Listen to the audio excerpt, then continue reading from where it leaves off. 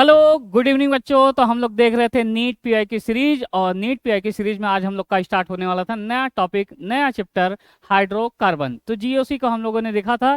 फिर उसके बाद अगला है नीट का हाइड्रोकार्बन से क्वेश्चन आते हैं, और हाइड्रोकार्बन में नीट का पैटर्न है। पहला आपसे एल्केन के बारे में पूछा जाएगा, दूसरा आपको एल्कीन के बारे में पूछा जाएगा, तीसरा आपका नीट का पैटर्न होता है एल्काइन, और चौथा होता है एरोमेटिक हाइड्रोकार्बन। तो एल्केन में आपसे पहले उसका प्रिपरेशन, फिर उसकी physical property, chemical property. Alkene में क्या क्वेश्चन आते हैं नीट में, पहले उसका प्रिपरेशन क्वेश्चन, फिजिकल प्रॉपर्टी और केमिकल प्रॉपर्टी। एल्काइन से भी प्रिपरेशन, फिजिकल प्रॉपर्टी और केमिकल प्रॉपर्टी। बहुत ही आसान आसान क्वेश्चन, चाहे नया क्वेश्चन हो चाहे पुराना क्वेश्चन हो, सब एनसीईआरटी से है। देखना एनसीईआरटी बेस्ड है, कॉन्सेप्ट बेस्ड है, बिल्कुल आसान है, कुछ नहीं रखा है, बिल्कुल आसान। नीट 2026 के लिए आप यहाँ से तैयार पीआईक्यू तैयार कर सकते हैं, और पीआईक्यू से ही सब कुछ होगा। क्लियर है?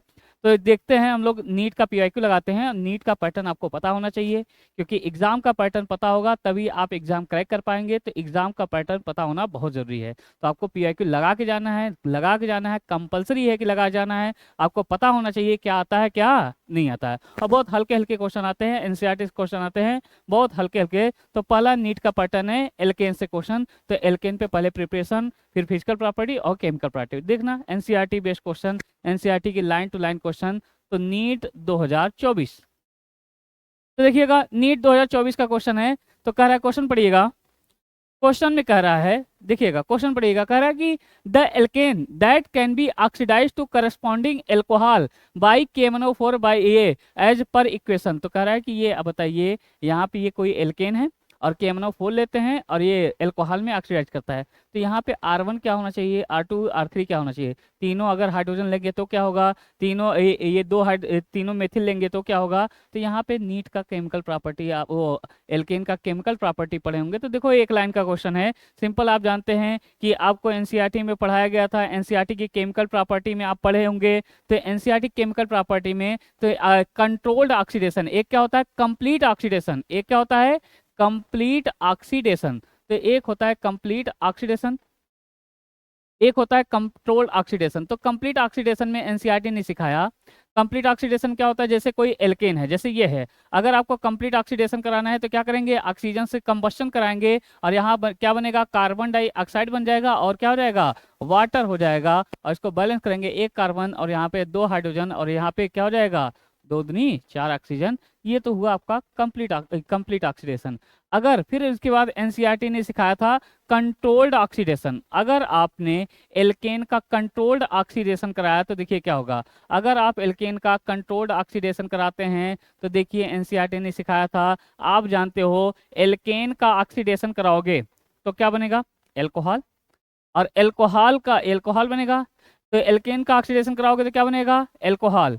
एल्केन का ऑक्सीडेशन कराएंगे तो एल्कोहल बनेगा, और यही एल्कोहल का रिडक्शन कराएंगे तो क्या बन जाएगा, एल्केन बन जाएगा। अगर यही एल्कोहल का फर्दर ऑक्सीडेशन कराएंगे आप तो क्या बन जाएगा, एल्डिहाइड एंड कीटोन। एल्डिहाइड बनेगा या कीटोन। अगर प्राइमरी एल्कोहल होगा तो एल्डिहाइड बन जाएगा, और सेकेंडरी एल्कोहल होगा तो कीटोन हो जाएगा ऑक्सीडाइज होके। यही अगर एल्डिहाइड कीटोन को अगर आप रिड्यूस कराते हो तो क्या बन जाएगा, एल्कोहल बन जाएगा। और यही बताइए, यही जो एल्डिहाइड है इसका फर्दर ऑक्सीडेशन करा देंगे तो क्या बन जाएगा, कार्बोक्सिलिक एसिड बन जाएगा आपका, कार्बोक्सिलिक एसिड। और कार्बोक्सिलिक एसिड को अगर आप रिड्यूस करा देते हैं तो ये बन जाएगा आपका एल्डिहाइड और कीटोन। और आप ये यहाँ से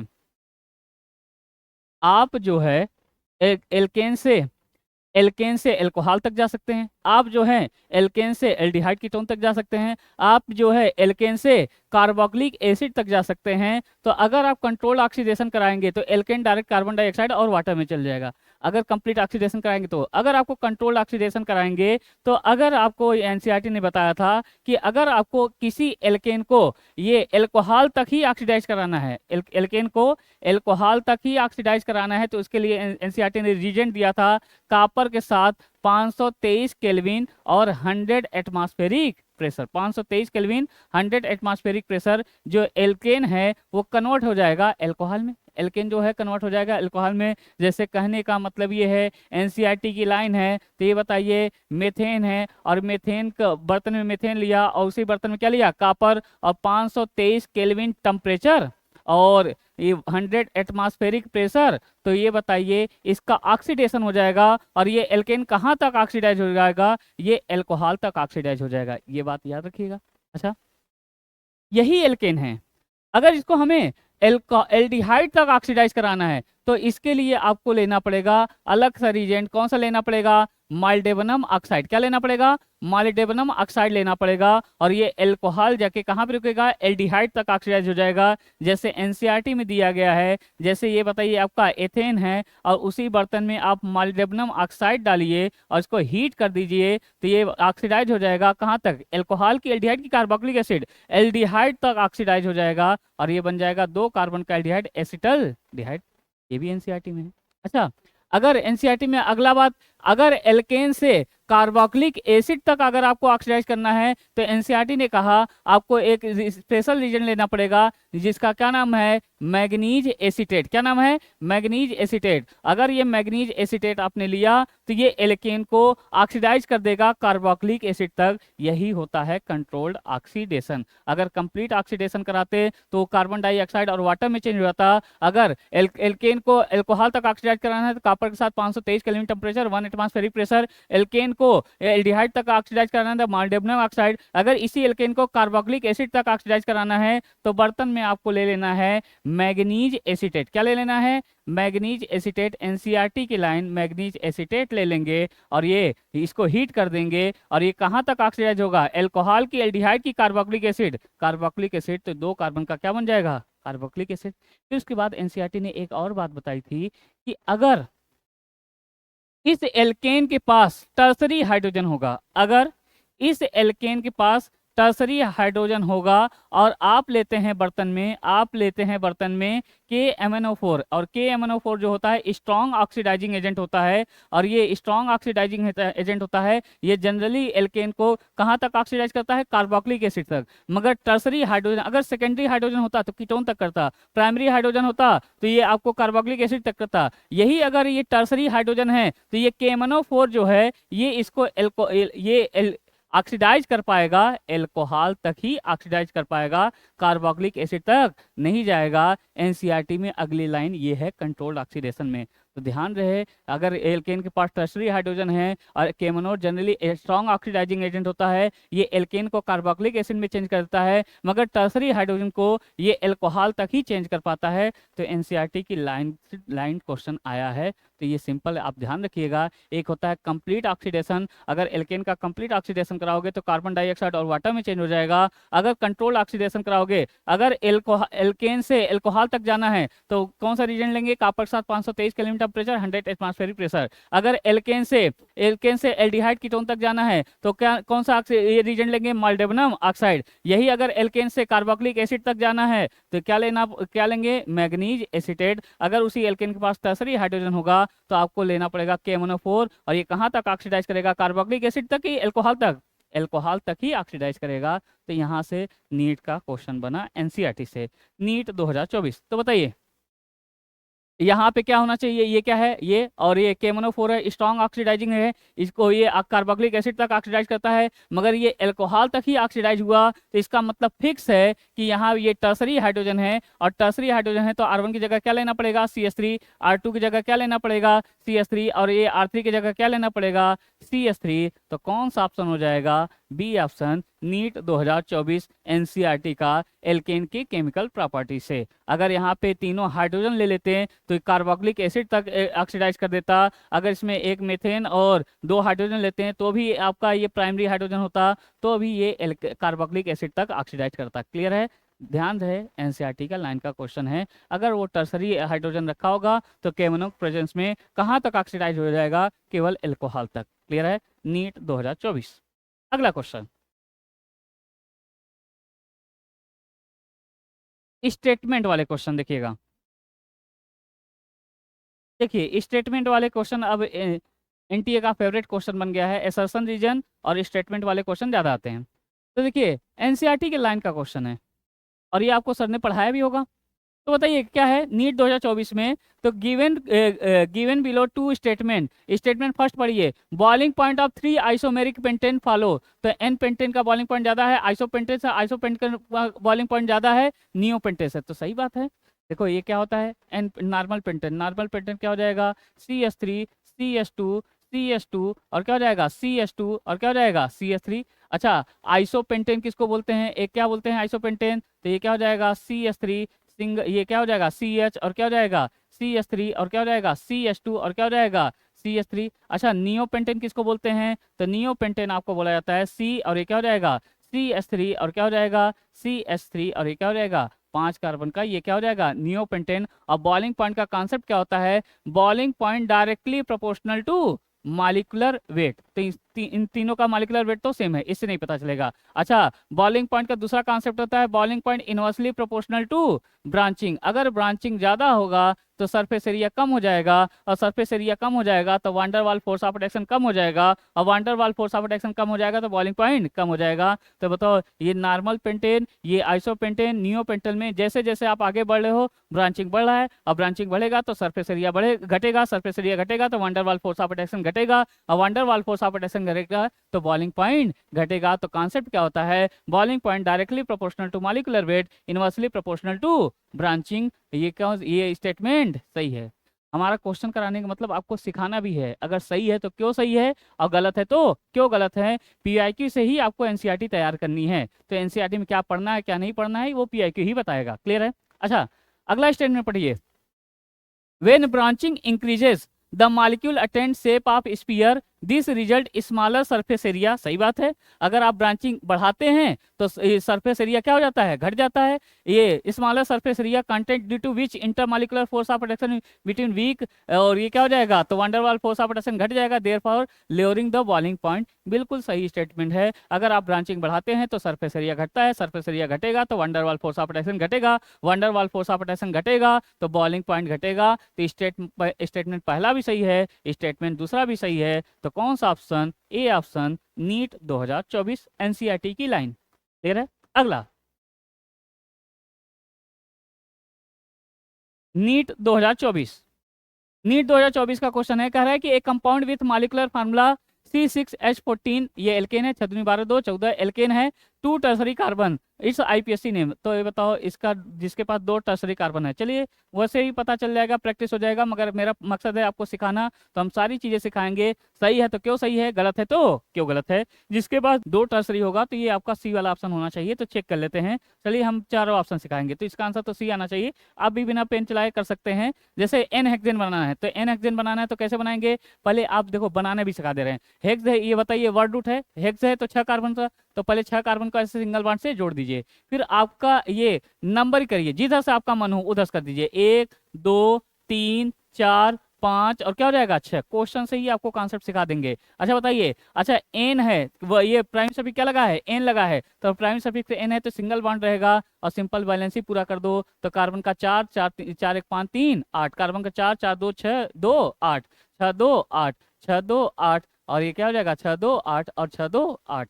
अच्छा बताइए किसके पास हमसे कहा कि 2 टर्सरी कार्बन चाहिए, तो ये बताइए ये कैसा कार्बन है प्राइमरी, ये कैसा कार्बन है सेकेंडरी, ये कैसा कार्बन है सेकेंडरी, ये कैसा कार्बन है सेकेंडरी, ये कैसा कार्बन है सेकेंडरी, क्योंकि 2 कार्बन जुड़ा है। ये कैसा कार्बन है प्राइमरी, क्योंकि 1 कार्बन जुड़ा है, तो डिग्री ऑफ कार्बन से, तो ये वाला ऑप्शन तो नहीं हुआ। चलिए इसका स्ट्रक्चर बनाना है, तो हम स्ट्रक्चर भी सीखना चाहते हैं, तो क्वेश्चन भी करेंगे और स्ट्रक्चर भी सीखेंगे। तो बताइए इसका स्ट्रक्चर लिखना है, तो देखिए बिल्कुल आसान है। तो वर्ड रूट क्या है पेंट, पेंट का मतलब क्या हो जाएगा 5 कार्बन, तो पहले आप ऐसे 5 कार्बन स्ट्रेट चेन में बना लेंगे, फिर इसके बाद नंबरिंग कर दीजिए, जिधर से आपका मन हो 10 कर दीजिए, जिधर से आप चाहें। चलो हम 10 कर देते हैं, 1 2 3 और क्या हो जाएगा 4 और क्या हो जाएगा 5। अच्छा प्राइमरी सभी क्या है, एन है, एन है तो क्या रहेगा सिंगल बॉन्ड, फिर दूसरे नंबर पे क्या लगाना है मेथिल, तो दूसरे नंबर पे क्या लगा दीजिए मेथिल। अब इसको बैलेंस कर दीजिए, तो ये क्या हो जाएगा CH3 कार्बन 4 3 4 4 3 7 1 8, ये क्या हो जाएगा CH2 और क्या हो जाएगा CH2 और क्या हो जाएगा CH2। तो देखिए इसमें आप डिग्री आप कार्बन देखें, ये 1 कार्बन जुड़ा है तो ये 1 डिग्री कार्बन, ये दूसरे 2 कार्बन जुड़ा है 2 डिग्री कार्बन, ये 2 कार्बन जुड़ा है 2 डिग्री कार्बन, ये 3 कार्बन जुड़ा है 3 डिग्री कार्बन, और ये क्या है 1 कार्बन जुड़ा है तो 1 डिग्री कार्बन, ये 1 कार्बन जुड़ा है तो क्या हो जाएगा 1 डिग्री कार्बन, तो ये वाला भी ऑप्शन नहीं है। चलिए इसको देख लेते हैं, तो इसका स्ट्रक्चर कैसे बनाया जाता है, देखो बिल्कुल सिंपल है। तो वर्ड रूट क्या हो जाएगा ब्यूट, ब्यूट का मतलब क्या हो जाएगा, 4 कार्बन। तो पहले आप 4 कार्बन को ऐसे सिंगल बॉन्ड से जोड़ दीजिए, फिर उसके बाद नंबरिंग कर दीजिए, जिधर से आपका मन हो उधर से कर दे, चाहे आप जिधर से कर दे, 1 2 और क्या हो जाएगा 3 और क्या हो जाएगा 4। अच्छा एन लगाए तो प्राइम सभी क्या है, एन है तो ये सिंगल बॉन्ड रहेगा, और दूसरे नंबर पे मेथिल और तीसरे नंबर पे मेथिल, तो ये क्या हो जाएगा CH3 और क्या हो जाएगा CH3। अब इसको बैलेंस कर दीजिए, CH3 और क्या हो जाएगा CH और क्या हो जाएगा CH और क्या हो जाएगा CH3। अच्छा यहाँ पे देखिएगा ये कौन सा एक कार्बन जुड़ा है तो 1 डिग्री कार्बन, ये क्या हो जाएगा 3 डिग्री कार्बन, और ये क्या होगा 1 डिग्री कार्बन, ये क्या होगा 3 डिग्री कार्बन, ये क्या होगा 1 डिग्री कार्बन, ये क्या होगा 1 डिग्री कार्बन। इसी में 2 3 डिग्री कार्बन है, तो कौन सा ऑप्शन हो जाएगा, सी वाला। कौन सा हो जाएगा, सी वाला। चलिए हम ये भी करेंगे, तो इसको भी हम बनाएंगे। तो देखिए तो हमें हमारा मकसद है सीखना, पहला तो नीट का पैटर्न, दूसरा हमें सीखना है। तो सही है तो क्यों सही है, गलत है तो क्यों गलत है, ये नहीं केवल सही आंसर मिल जाए, ये नहीं कि सही आंसर मिल गया आगे बढ़ गए, नहीं, हम चारों ऑप्शन सीखेंगे क्योंकि हम सीख रहे हैं, PYQ कर रहे हैं। ऐसा ना हो कि PYQ रटा हो, PYQ रटा नहीं होना चाहिए, PYQ समझा होना चाहिए कि आता कैसे है, क्या पूछा जाता है ये। अच्छा देखिए ब्यूट का मतलब क्या हो जाएगा, ब्यूट का मतलब क्या हो जाएगा 4 कार्बन, तो ऐसे 4 कार्बन सिंगल बॉन्ड से जोड़ दीजिए, फिर उसके बाद नंबर कर, जिधर से आपका मन हो उधर से नंबर कर दीजिए, 1 2 3 और क्या हो जाएगा 4। फिर उसके बाद तो ये एन लगाए तो प्राइमरी से भी क्या हो जाएगा एन, तो ये सिंगल बॉन्ड रहेगा। अच्छा दूसरे नंबर पे और 2 बार डाइमेथिल, तो दूसरे पे 2 बार मेथिल CH3 और क्या हो जाएगा CH3। अब इसको बैलेंस कर दीजिए, 4 1 5 3 8 4 4 8, तो ये CH2 और क्या हो जाएगा CH3। तो यहाँ से बताइएगा इसका कार्बन क्या होगा, ये 1 डिग्री कार्बन, ये 1 डिग्री कार्बन, ये 1 डिग्री कार्बन, ये 4 डिग्री कार्बन, ये 2 डिग्री कार्बन और ये 1 डिग्री कार्बन। तो हमसे ये डिग्री ऑफ कार्बन के बारे में पूछा नीट 2024 का क्वेश्चन। तो डिग्री ऑफ कार्बन इतने हल्के क्वेश्चन पूछ लिए जाते हैं, क्लियर है, बहुत हल्के हल्के क्वेश्चन आते हैं। ज़्यादा मजा तो JEE मेंस में आता है, NCERT की लाइन टू लाइन एक एक लाइन से क्वेश्चन, बेहतरीन क्वेश्चन ये। अगला क्वेश्चन नीट 2021, नीट 2021 का कह रहा है कि dihedral angle least stable conformer of ethane.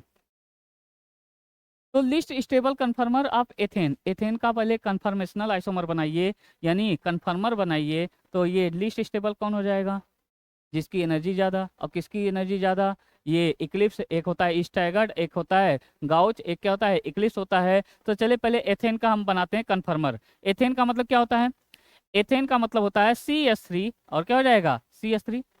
और मान लीजिए इसको पहला कार्बन मान लीजिए और इसको दूसरा कार्बन, और ये क्या हो जाएगा फ्रंट कार्बन, और ये क्या हो जाएगा दूसरे कार्बन को बैक कार्बन मान लेंगे, और इसका कन्फर्मेशनल आइसोमर बनाना है। तो बताइए मैंने बताया था कि बताओ फ्रंट कार्बन को ऐसे डॉट से दिखाएंगे और इसको 3 हाइड्रोजन आपने ऐसे जोड़ दिया, फ्रंट कार्बन को ऐसे डॉट से दिखाया 3 हाइड्रोजन जोड़ दिया। अच्छा ये बैक कार्बन को ऐसे सर्कल से दिखाया और यहाँ पे भी 3 हाइड्रोजन जोड़ दिया, और 3 हाइड्रोजन जोड़ देंगे तो यहाँ से बताइए क्या हो जाएगा हाइड्रोजन, यहाँ क्या हो जाएगा हाइड्रोजन, यहाँ क्या हो जाएगा हाइड्रोजन। अगर इसी को 60 डिग्री रोटेट कर दिया तो ये बताइए क्या हो जाएगा, ये पहले फ्रंट कार्बन को ऐसे बना दिया, फ्रंट कार्बन बनाया और 3 हाइड्रोजन ऐसे जोड़ दिया, और ये क्या हो जाएगा आपका बैक कार्बन, और यहाँ पे हाइड्रोजन 60 डिग्री घुमा दिया, और यहाँ हाइड्रोजन, यहाँ हाइड्रोजन। अच्छा यहाँ हाइड्रोजन बगल बगल में है तो ये कैसा है इक्लिप्स है, और इक्लिप्स है तो ये क्या हो जाएगा इक्लिप्स है। और ये बताओ हाइड्रोजन जस्ट अपोजिट है तो ये कैसा है स्टैगर्ड, क्या है स्टैगर्ड, ये आपका क्या हो जाएगा स्टैगर्ड हो जाएगा, ये कैसा हो जाएगा स्टैगर्ड। और स्टैगर्ड वाला मोर स्टेबल होता है, कैसा होता है मोर स्टेबल, स्टैगर्ड क्या होता है मोर स्टेबल, और ये इक्लिप्स क्या होता है लेस स्टेबल, ये कैसा होता है लेस स्टेबल होता है। अगर ये लेस स्टेबल है तो इसकी एनर्जी क्या हो जाएगा ज़्यादा, मोर एनर्जी, और ये अगर ये मोर स्टेबल है तो लिस्ट एनर्जी। तो आपसे क्या पूछा था लिस्ट एनर्जी लिस्ट स्टेबल, तो ये लिस्ट स्टेबल कौन सा होता है इक्लिप्स। और डाई हाइड्रल एंगल मतलब 2 हाइड्रोजन के बीच का एंगल, तो बताओ ये इक्लिप्स में 2 हाइड्रोजन के बीच का एंगल कितना है 0 डिग्री, कितना है 0 डिग्री। तो ये 0 डिग्री। अगर यही कहता कि ये बताइए इसके स्टैगर्ड फॉर्म में कितना, स्टैगर्ड फॉर्म में कितना है 2 हाइड्रोजन के डाइहाइड्रल एंगल, तो डाइहाइड्रल एंगल क्या होता है 2 हाइड्रोजन के बीच का एंगल, तो ये कितना हो जाएगा 60 डिग्री, क्या हो जाएगा कितना हो जाएगा 60 डिग्री। तो हमसे पूछा था लिस्ट स्टेबल, और लिस्ट स्टेबल और एथेन का क्या होगा इक्लिप्स होगा, और इक्लिप्स में डाइहाइड्रल एंगल कितना होता है 0 डिग्री ये। और यही अगर मोस्ट स्टेबल का पूछा होता तो एक स्टैगर्ड होता, और एथेन के केस में स्टैगर्ड में जो एंगल होता है डाइहाइड्रल एंगल होता है 60 डिग्री। अगर यही ब्यूटेन होता, ब्यूटेन होता तो ब्यूटेन में देखिए डाइहाइड्रल एंगल इक्लिप्स में कितना आता है, तो ब्यूटेन का अगर बनाए तो ये बताइए ब्यूटेन बना दिया, ऐसे 4 कार्बन का होगा। और ये ब्यूटेन अगर आपने बनाया तो बताइए ये फ्रंट पहला कार्बन, ये दूसरा कार्बन, तो ये फ्रंट कार्बन बनाया और इससे क्या जोड़ दिया आपने CH3 और क्या हो जाएगा H और क्या हो जाएगा H, और ये आपने ब्रैक कार्बन बनाया और यहाँ से क्या हो जाएगा CH3 और क्या हो जाएगा ये H और ये क्या हो जाएगा H। अच्छा, ये हुआ आपका इक्लिप्स। कैसा हुआ इक्लिप्स। अगर इसी का स्टैगर्ड फॉर्म बनाएंगे तो ये बताओ स्टैगर्ड फॉर्म बनाएंगे तो ये CH3 जो है अपोजिट डायरेक्शन में चला जाएगा, तो ये स्टैगर्ड फॉर्म बन जाएगा। और ये स्टैगर्ड फॉर्म में तो बताइए 2 हाइड्रोजन के बीच का एंगल कितना हो जाएगा 180। तो ब्यूटेन के केस में कितना आएगा डायहाइड्रल एंगल स्टैगर्ड में 180 आ जाता है, जबकि एथेन के केस में आपका 60 डिग्री आएगा। तो ये बात ध्यान रखिएगा, NCERT की लाइन का क्वेश्चन है IT 2021 में, सॉरी नीट 2021 में। Dihedral angle of least stable conformer of ethane, तो लीस्ट स्टेबल कौन होता है इक्लिप्स होता है, तो इक्लिप्स में डाइहाइड्रल एंगल कितना है 0 डिग्री। यही आपका एथेन के केस में मोस्ट स्टेबल कौन होता है स्टैगर्ड, और स्टैगर्ड में ये कितना है डाइहाइड्रल एंगल 60 डिग्री। ब्यूटेन के केस में बताइए ब्यूटेन के केस में इक्लिप्स में डाइहाइड्रल एंगल कितना होता है 0 डिग्री, जबकि स्टैगर्ड फॉर्म में 60 डिग्री ना होकर कितना होता है 180 डिग्री। ध्यान रखिएगा, क्लियर है। नीट 2021 इसका कौन सा ऑप्शन, ए ऑप्शन। हमें सीखना है, सभी चीजें सीखनी है, NCERT के बेस सीखना है, NCERT के एक एक क्वेश्चन लगे होने चाहिए, क्लियर है। अगला क्वेश्चन नीट 2021 का NCERT के लाइन का क्वेश्चन, ये क्या है sodium salt of carboxylic acid, ये NaOH और ये साथ में एल्केन बन गया और ये सोडियम। द कंसीडर द एबो रिएक्शन आइडेंटिफाई, तो सिंपल आपने देखा होगा NCERT का लाइन का क्वेश्चन है, ये sodium salt of carboxylic acid और यहाँ क्या लेते हैं सोडा लाइम, क्या लेते हैं सोडा लाइम की सोडामाइड, सोडा लाइम लिया जाता है, सोडा लाइम लेंगे और सोडा लाइम क्या होता है NaOH के साथ कैल्शियम हाइड्रोक्साइड और यहाँ से डी कार्बोक्सिलेशन हो जाता है और क्या बनता है एल्केन बन जाता है। तो ये 2 कार्बन का एल्केन, तो ये कौन सा रिएक्शन है डी कार्बोक्सिलेशन रिएक्शन। और डी कार्बोक्सिलेशन रिएक्शन में क्या होता है sodium salt of carboxylic acid का रिएक्शन सोडा लाइम से कराते हैं और वो कन्वर्ट हो जाता है, CO2 निकल जाता है NO2CO3 के रूप में और एल्केन बनता है। और यहाँ पे देखिएगा और सोडा लाइम क्या होता है सोडियम हाइड्रोक्साइड के साथ कैल्शियम ऑक्साइड। तो कौन सा option, D option. NEET 2021 NCERT का लाइन का क्वेश्चन, बहुत हल्के हल्के क्वेश्चन आते हैं, क्लियर है। अगला क्वेश्चन नीट 2020 का, which of the following alkane can not be made in good yield of Wurtz reaction. तो उर्ज रिएक्शन क्या होता है, तो इसमें से हमसे नीट 2020 में पूछा कि कौन सा उर्ज रिएक्शन का अच्छा इल्ड नहीं है। तो पहले तो उर्ज रिएक्शन समझिए, क्या बताया था उर्ज रिएक्शन। उर्ज रिएक्शन में क्या होता है कि आप एल्किल हैलाइड लेते हो और ये एल्किल हैलाइड लेते हो और उसी बर्तन में क्या डालते हैं सोडियम मेटल और क्या डालते हैं ड्राई ईथर डालते हैं और ये क्या होता है और इसका 2 मोल ले लेते हैं। ये बताइए ये क्या बन जाएगा R और R आपस में जुड़ जाएगा, R और R आपस में जुड़ जाएगा और ये क्या बना लेगा सिमेट्रिकल एल्केन। अगर एक ही टाइप का एल्किल हैलाइड होगा तो सिमेट्रिकल एल्केन बनेगा और गुड इल्ड बनेगा। अगर यानी कहने का मतलब ये एक सिमेट्रिकल एल्केन है तो ये गुड इल्ड में आएगा क्योंकि एक ही टाइप का ये एल्किल हैलाइड। अगर आपने 2 टाइप का एल्किल हैलाइड लिया, मान लीजिए आपने एक R1X एक अलग एल्किल हैलाइड लिया, R2X दूसरा अलग एल्किल हैलाइड लिया और इसी में आपने लिया सोडियम और ये क्या ले लिया ड्राई ईथर, तो इस केस में एक एल्केन न बनके मिक्सचर ऑफ एल्केन बनेगा। पहला तो क्या हो जाएगा R1 के साथ, दूसरा क्या हो जाएगा R2 का R2 के साथ और तीसरा क्या हो जाएगा, तीसरा हो जाएगा R1 का R3 के साथ, R1 का R2 के साथ। तो यहाँ पे मिक्सचर ऑफ एल्केन बन जाएगा तो अच्छा इल्ड नहीं मिलेगा। और अच्छा इल्ड के लिए सिर्फ एक टाइप का एल्किल हैलाइड होना चाहिए। अगर एक टाइप का एल्किल हैलाइड होगा तो सिमेट्रिकल एल्केन बनेगा। अगर सिमेट्रिकल एल्केन बना तो हम समझ जाएंगे गुड इल्ड होगा। हमसे पूछा था इसमें से कौन सा गुड इल्ड नहीं है, तो एन हेक्सेन है। तो बताओ एन हेक्सेन अगर एल्केन बनाया है तो हेक्सेन है, तो बताओ ये इवन नंबर का एल्केन है और इवन नंबर का एल्केन है तो बताइए क्या होगा बीच में से डिवाइड कर देंगे तो ये 2 भागों में टूट जाएगा, यानी ये सेम टाइप के एल्किल हैलाइड से बना है, सिमेट्रिकल एल्केन है तो ये गुड इल्ड मिलेगा। अच्छा ब्यूटेन है, ब्यूटेन 4 कार्बन का है, इवन नंबर है, इवन नंबर का एल्केन है।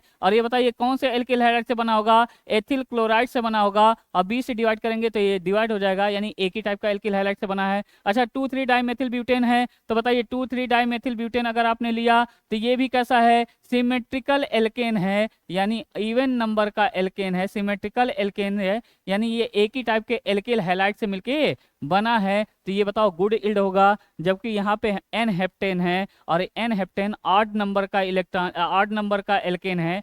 एन हेप्टेन है 8 नंबर का एल्केन है, और 8 नंबर का एल्केन है, तो इसमें इसका मतलब ये हुआ इसमें 2 टाइप का एल्किल हैलाइड है, क्योंकि ये बीचों बीच डिवाइड नहीं होगा, 2 टाइप के एल्किल हैलाइड से बना है, तो मिक्सचर ऑफ एल्केन बनेगा, तो गुड इल्ड नहीं होगा। एनसीईआरटी के लाइन का क्वेश्चन, तो ये इस बात का ध्यान रखना। वुड रिएक्शन में क्या होगा? अगर एक ही टाइप का एल्किल हैलाइड लेते हैं तो हमें सिमेट्रिकल एल्केन मिलता है, इवन नंबर का एल्केन मिलता है, वो गुड इल्ड होगा। अगर 8 नंबर का एल्केन है तो वो गुड इल्ड नहीं होगा, क्योंकि वो 2 डिफरेंट एल्किल हैलाइड से मिलके बना है। क्लियर है? नीट 2020 का क्वेश्चन क्लियर है। अगला क्वेश्चन, अगला क्वेश्चन देखिएगा।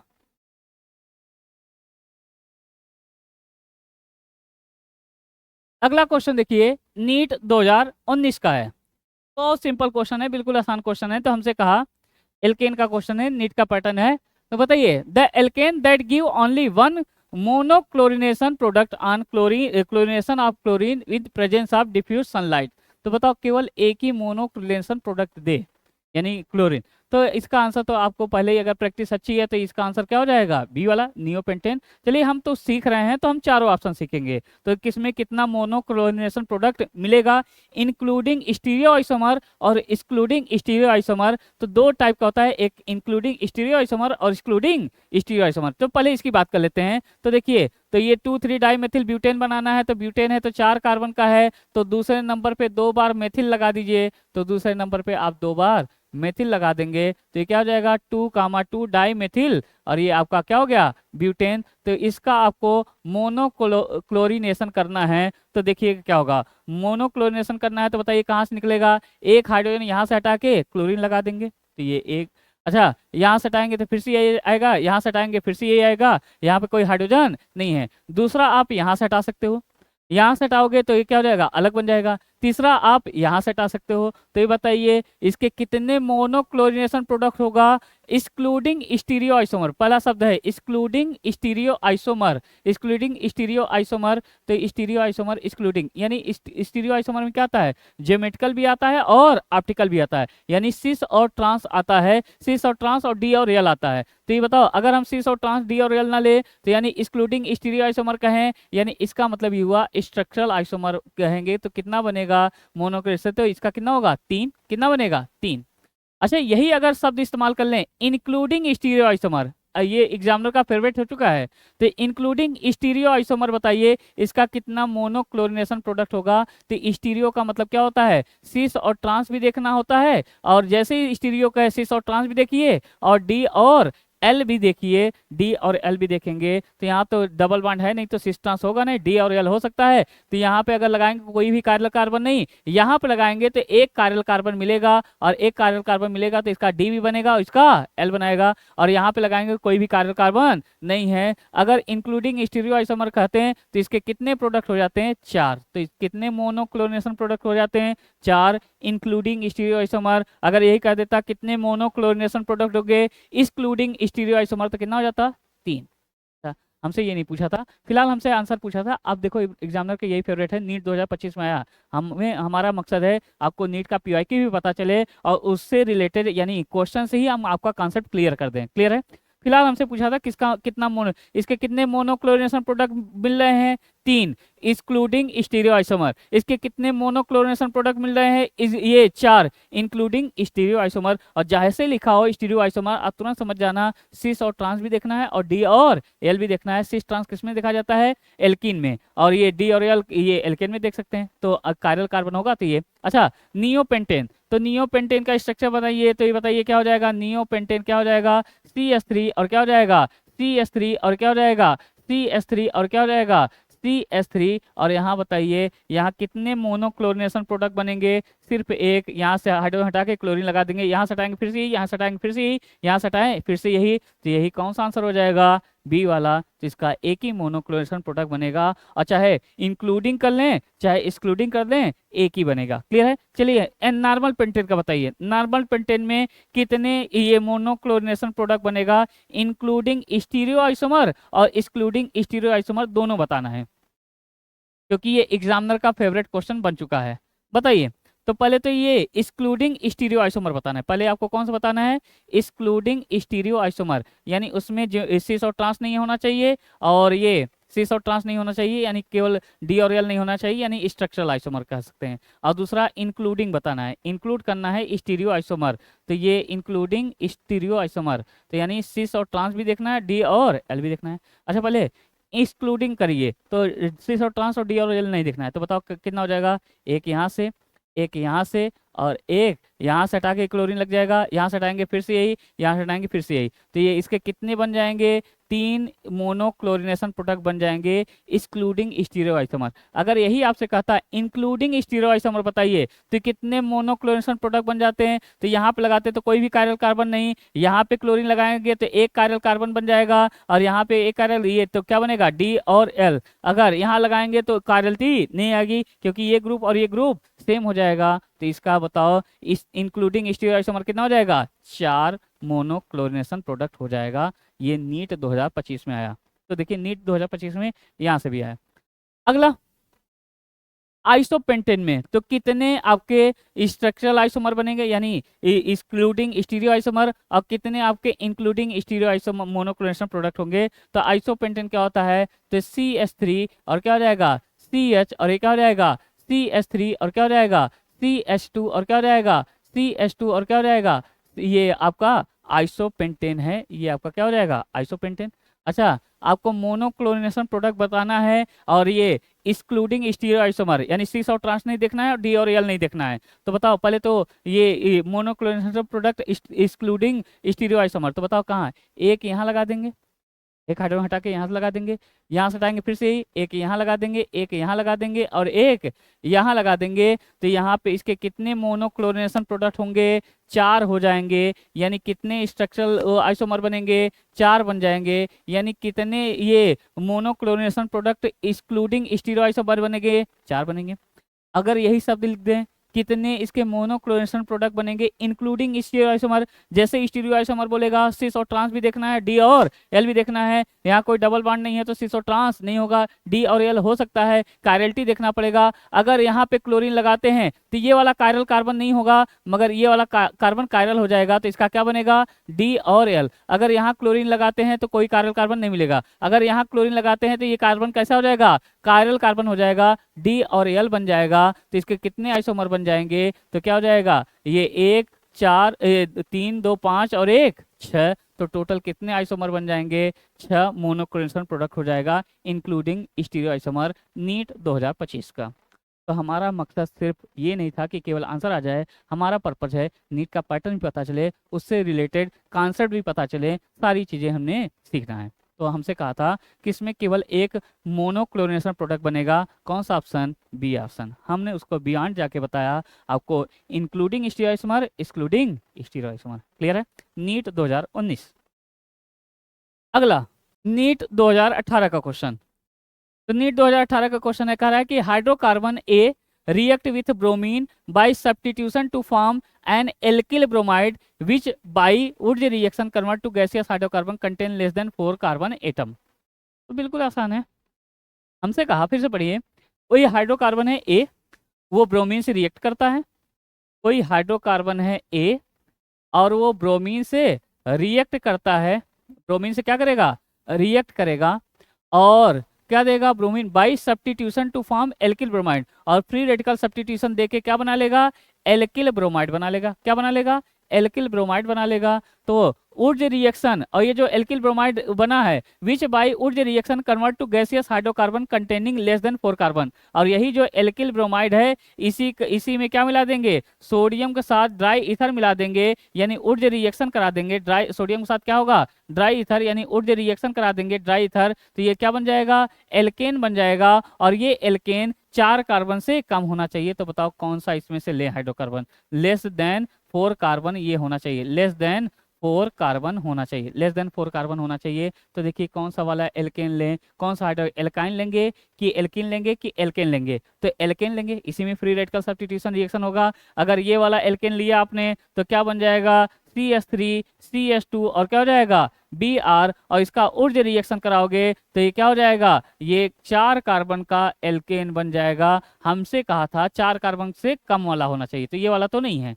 अच्छा, ये अगर ले लेते हैं तो ये क्या बन जाएगा, ब्रोमीन से रिएक्शन कराएंगे तो मेथिल ब्रोमाइड बन जाएगा। और इसी का सोडियम साथ ड्राई ईथर लगा देंगे, यानी ऊर्ज रिएक्शन कराएंगे तो ये क्या हो जाएगा, तो यहाँ से ये R और R जुड़ जाएगा, यानी आपका ये एथेन बन जाएगा। यही 4 कार्बन से कम का है। तो कौन सा ऑप्शन, डी ऑप्शन, नीट 2018।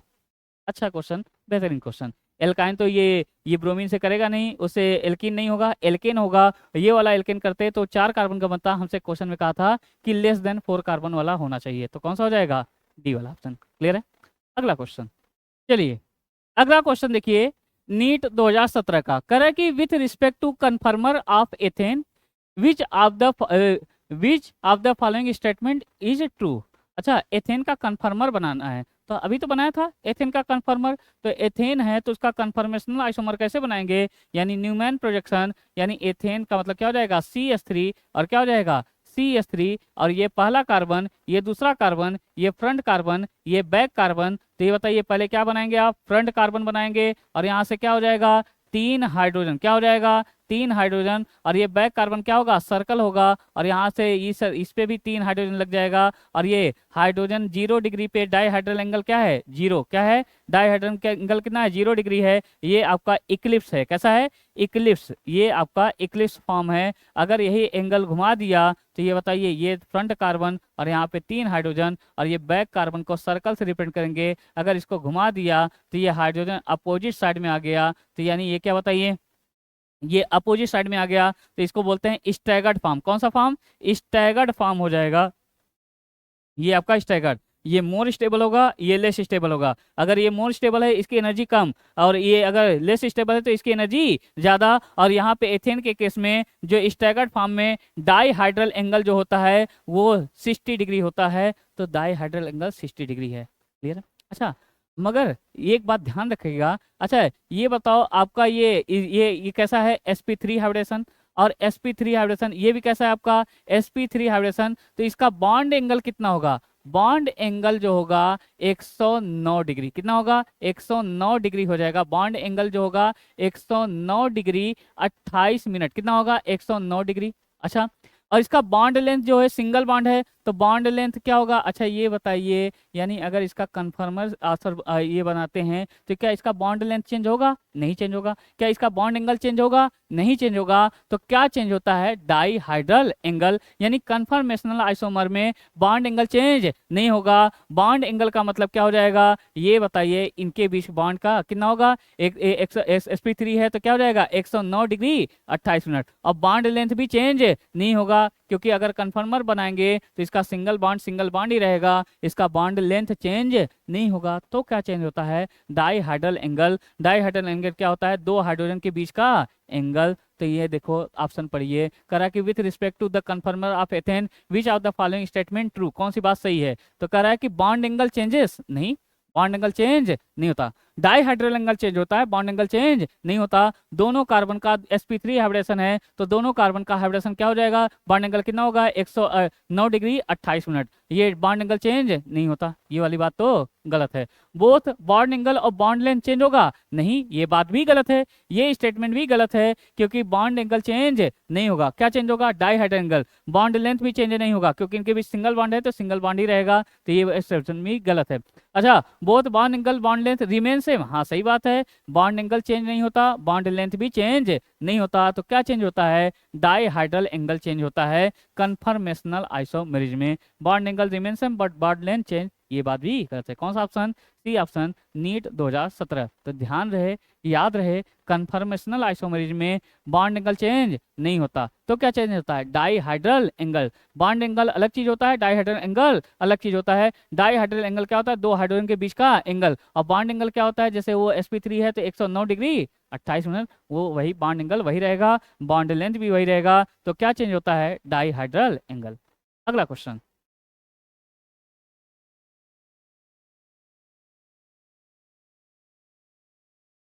अगला क्वेश्चन देखिएगा, तो स्टेटमेंट पढ़िए, the correct statement regarding the comparison of staggered और इक्लिप्स के लिए कौन सी बात सही है। तो एक स्टैगर्ड फॉर्म बताया था, ये ज्यादा स्टेबल होता है, इक्लिप्स कम स्टेबल होता है। स्टैगर्ड अगर ज्यादा स्टेबल है उसकी एनर्जी कम, और इक्लिप्स ज्यादा कम स्टेबल है तो इसकी एनर्जी ज्यादा। तो देखिए पहला स्टेटमेंट पढ़िए, Eclipse conformation of ethane is more stable than staggered form. गलत बात है, बिल्कुल गलत बात है। ये इक्लिप्स ज्यादा स्टेबल थोड़ी होता है, कौन ज्यादा स्टेबल होता है, स्टैगर्ड, ये वाला तो बात गलत है। अच्छा दूसरा statement, staggered conformation of ethane is more stable than eclipse because of staggered conformation है नो टॉर्सियन स्ट्रेन, बिल्कुल सही बात है। तो कौन सा option, B option, staggered form ज्यादा स्टेबल होता है इक्लिप्स फॉर्म से। ये क्लियर है, नीट ये आपका नीट 2017 का है। अगला स्टेटमेंट, अगला स्टेटमेंट देखिए, the staggered conformation of ethane less stable than Eclipse, नहीं स्टैगर्ड वाला तो ज्यादा स्टेबल होता है, यहाँ क्या कर दिया, लेस स्टेबल, तो ये बात तो गलत है। Eclipse conformation of ethane more stable than staggered, बिल्कुल गलत बात है। तो कौन सा option, B option, NEET 2016, alkane का चल रहा है, एल्केन का पैटर्न, तो ये कंफर्मेशनल तो जरूर पढ़ के जाए। देखिए बार बार यही पूछ रहा है ना, ये इक्लिप्स गाउच स्टैगर्ड यही बार बार पूछ रहा है। तो देखिए अगला क्वेश्चन, नीट 2010, ब्यूटेन का, देखिएगा ब्यूटेन का बनाना है, तो ये बताइए ब्यूटेन का in the following most stable कन्फर्मर कौन सा होता है। ब्यूटेन का मोस्ट स्टेबल कन्फर्मर कौन सा हो जाएगा, स्टैगर्ड वाला, और स्टैगर्ड वाला कौन सा है, तो देखिए कौन सा होगा, हम तो ऑर्डर भी बता देंगे। तो ये बताओ, सी एस थ्री यहाँ बगल में है, तो ये क्या होगा, गाउच या स्क्यू, क्या होता है, गाउच और स्क्यू, इसको गाउच बोल सकते हैं या स्क्यू बोल सकते हैं, गाउच या स्क्यू। अच्छा ये सी एस थ्री और C S three just opposite है, तो ये कौन सा फॉर्म है, स्टैगर्ड फॉर्म, कौन सा फॉर्म है, स्टैगर्ड फॉर्म है, ये कौन सा फॉर्म है, स्टैगर्ड फॉर्म। अच्छा सी एस थ्री जस्ट बगल में है, तो ये बताओ ये कौन सा फॉर्म है, इक्लिप्स, कौन सा हो जाएगा, इक्लिप्स, तो ये हो जाएगा आपका इक्लिप्स फॉर्म, इक्लिप्स फॉर्म है, ये कौन सा फॉर्म हो जाएगा, इक्लिप्स फॉर्म। अच्छा यहाँ पे बताइए, यहाँ पे सी एस थ्री और हाइड्रोजन बगल में है, तो ये भी कैसा है, इक्लिप्स फॉर्म है। तो सबसे ज्यादा स्टेबल कौन सा होता है, तो ऑर्डर ऑफ स्टेबिलिटी की बात किया जाए तो ऑर्डर ऑफ स्टेबिलिटी बताया, तो सबसे ज्यादा स्टेबल कौन होता है, स्टैगर्ड, फिर क्या होता है, गाउच, सबसे कम स्टेबल कौन होता है, इक्लिप्स। तो यहाँ कौन सा ऑप्शन हो जाएगा, बी ऑप्शन हो जाएगा। तो हम ये बता, हम ऑर्डर भी पूछते तो आप हम ऑर्डर भी बता देते हैं। तो बताइए ऑर्डर ऑफ स्टेबिलिटी की बात किया जाता, तो ऑर्डर ऑफ स्टेबिलिटी की बात करें तो ऑर्डर ऑफ स्टेबिलिटी क्या हो जाएगा, ऑर्डर ऑफ स्टेबिलिटी की बात किया जाए तो बताइए कौन सबसे ज्यादा स्टेबल होता है, स्टैगर्ड फॉर्म, तो सबसे ज्यादा स्टेबल कौन सा हो जाएगा, बी।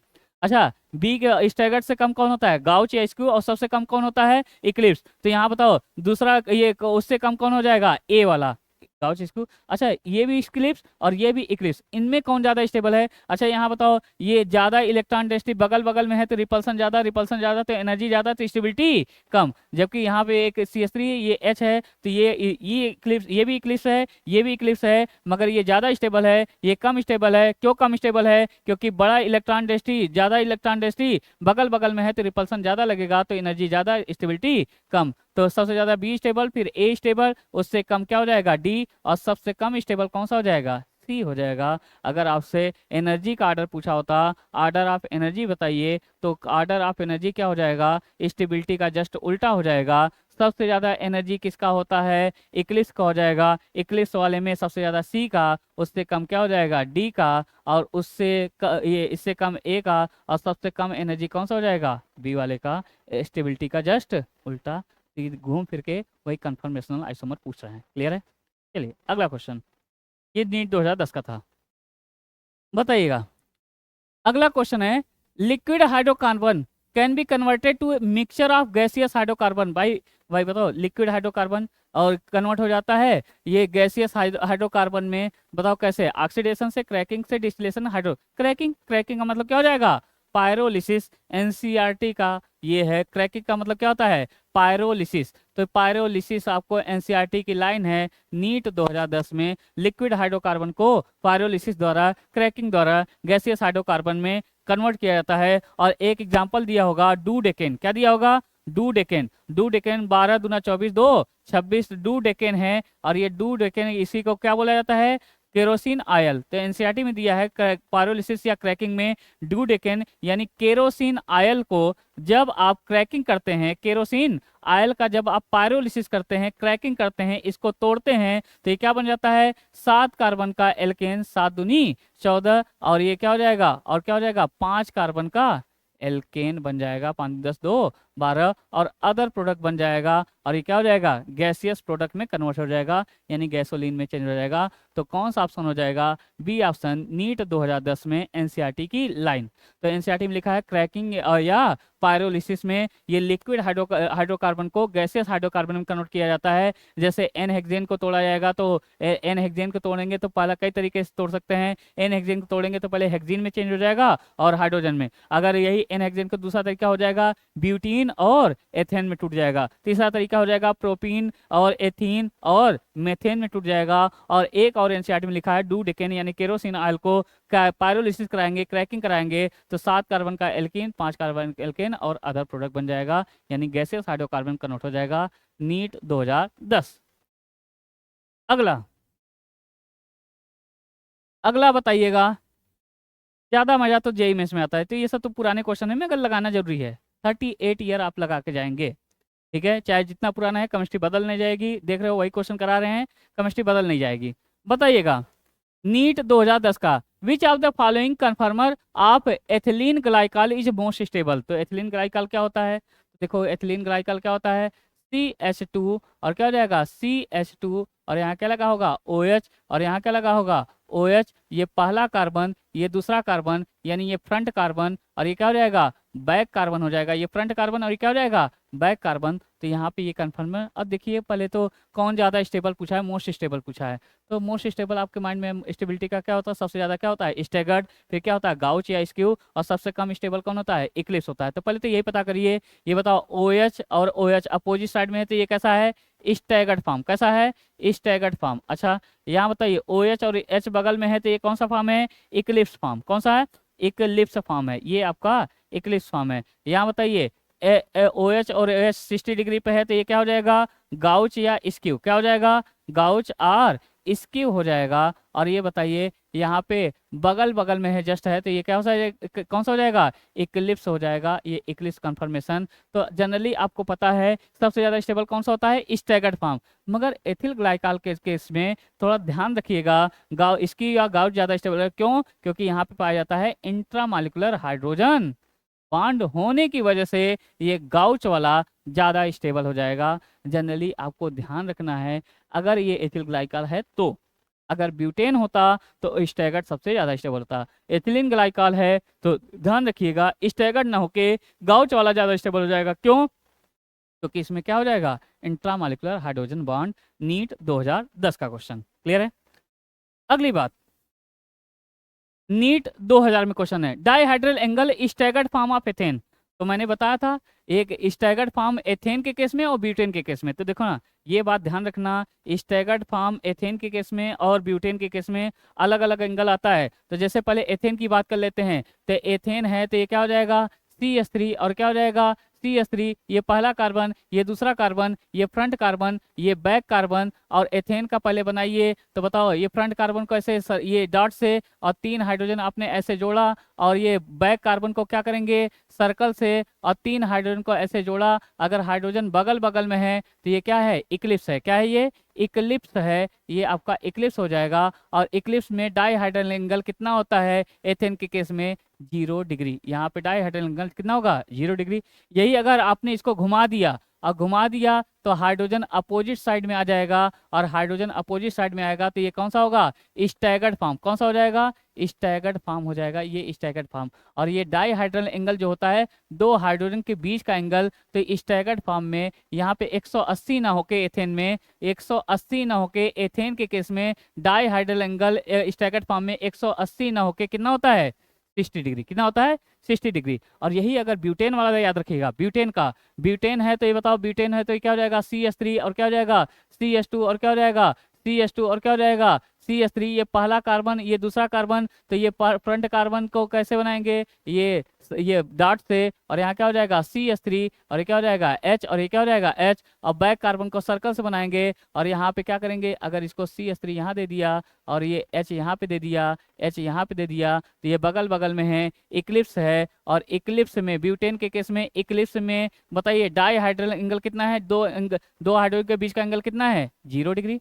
और यही अगर स्टैगर्ड फॉर्म बनाते हैं ब्यूटेन के केस में, तो बताइए ये पहला कार्बन फ्रंट कार्बन, ये क्या हो जाएगा CH3, और क्या हो जाएगा H, और ये क्या हो जाएगा H। बैक कार्बन को सर्कल से, और CH3 अपोजिट डायरेक्शन में, और यहाँ पे ये हाइड्रोजन और ये हाइड्रोजन, तो बताओ दो हाइड्रोजन के बीच का एंगल कितना है, 180। तो ब्यूटेन के केस में स्टैगर्ड फॉर्म में डाईहाइड्रल एंगल जो होता है, स्टैगर्ड फॉर्म में डाईहाइड्रल एंगल जो होता है 180 होता है, जबकि एथेन के केस में स्टैगर्ड फॉर्म में डाईहाइड्रल एंगल कितना होता है, 60 डिग्री हुआ। याद रखिएगा, ब्यूटेन के केस में स्टैगर्ड फॉर्म में डाईहाइड्रल एंगल 180 होगा, एथेन के केस में स्टैगर्ड फॉर्म में डाईहाइड्रल एंगल 60 होगा। और ये इक्लिप्स में डाईहाइड्रल एंगल चाहे एथेन हो चाहे ब्यूटेन हो 0 डिग्री होगा। तो हमसे पूछा था dihedral angle in staggered form of ethane. अगर एथेन है तो उसका स्टैगर्ड फॉर्म में डाईहाइड्रल एंगल कितना होगा, 180 ना होगा, 60 होगा। ये अगर ब्यूटेन होता तो कितना होता है, 180 होता। नीट 2000 में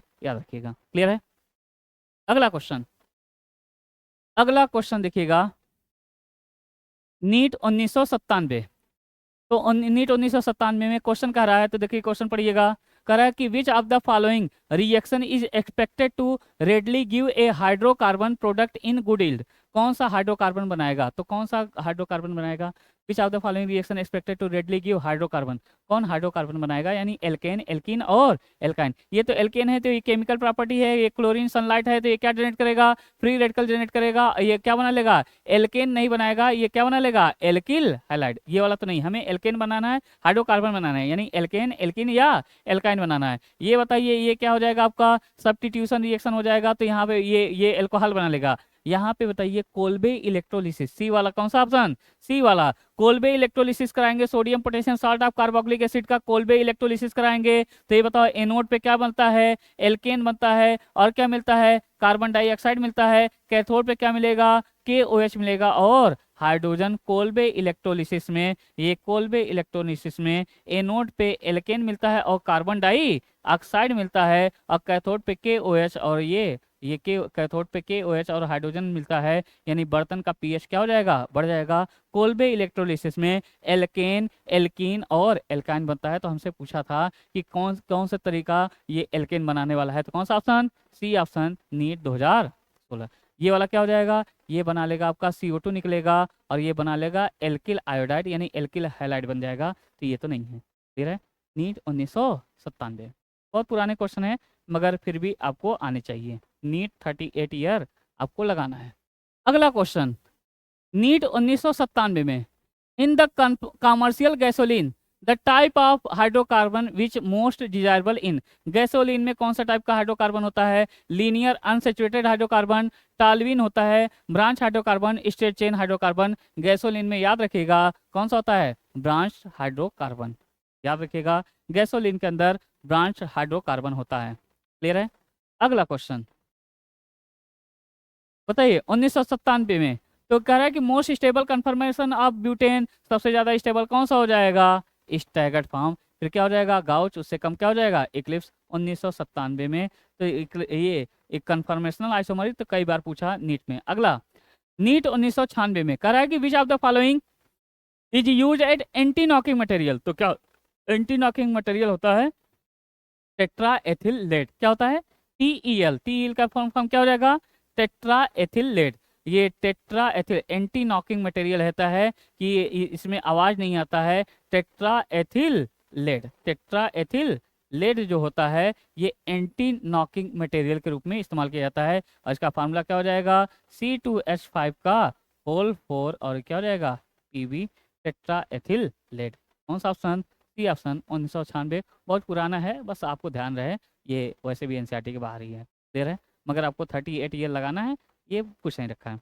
अच्छा बताइए, लास्ट क्वेश्चन एल्केन का, नीट का पैटर्न ये एल्केन, लास्ट क्वेश्चन 1993 का कह रहा है कि reactivity of hydrogen atom attach to different carbon alkane has order. तो बताओ एल्केन में जो हाइड्रोजन होता है, प्राइमरी हाइड्रोजन होता है, सेकेंडरी हाइड्रोजन होता है, टर्सरी हाइड्रोजन होता है, और किस कौन से वाले हाइड्रोजन की ज्यादा रिएक्टिविटी होती है, तो सबसे ज्यादा होता है टर्सरी हाइड्रोजन, फिर सेकेंडरी, फिर प्राइमरी। तो कौन सा ऑप्शन, डी ऑप्शन, एल्केन में प्राइमरी हाइड्रोजन होता है, सेकेंडरी होता है, टर्सरी हाइड्रोजन होता है, और कौन से एल्केन की ज्यादा रिएक्टिविटी होती है, सबसे ज्यादा टर्सरी हाइड्रोजन, उससे कम सेकेंडरी, उससे कम ये प्राइमरी हाइड्रोजन का रिएक्टिविटी होता है नीट 1993 में। तो ये था एल्केन का, क्लियर है।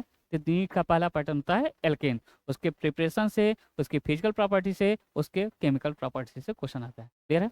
अगला नीट का पैटर्न है हाइड्रोकार्बन में एल्कीन का क्वेश्चन, क्लियर है।